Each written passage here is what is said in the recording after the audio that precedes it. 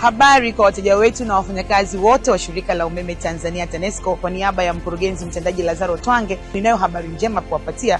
Kama mnakumbuka, mwaka jana mwishoni tuliweza kupokea vifaa au vitendea kazi vya usafiri kwa maana ya magari, bajaji na pikipiki ambazo zilisambazwa katika maeneo mbalimbali nchini kwa lengo la kuboresha eneo la utoaji huduma kwa wateja. Na hivi leo tumeanza kupokea awamu nyingine ya vitendea kazi hivyo kwa maana ya magari ambayo kwa sasa ni malori kama mnavyoweza kuyaona hapa, na malori haya pia yanatakiwa kwenda katika ofisi za mikoa mbalimbali nchi nzima kwa lengo la kwenda kuboresha eneo la utendaji wa utoaji huduma kwa wateja. Na tunatarajia kwamba baada kufikia mwezi wa 4 mwaka huu tutakuwa tumepokea magari haya takriban 215. Hizi ni jitihada zinazofanywa na serikali ya awamu ya 6 inayoongozwa na Mheshimiwa Rais Dr. Samia Suluhu Hassan katika kuhakikisha kwamba Watanzania wanapata huduma ya umeme ya uhakika na bora. Na sisi kama shirika tupo hapa kutekeleza hilo kwa vitendo. Niwaahidi mambo mazuri yanakuja. Shirika limejipanga vizuri, lipo kazini likiendelea kuhakikisha kwamba dhamira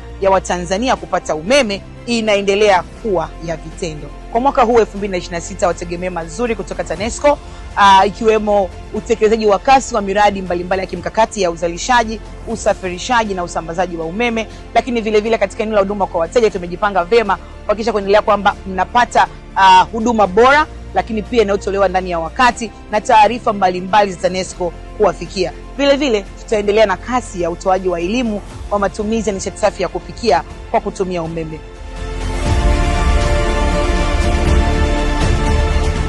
TANESCO, tunayaangaza maisha yako.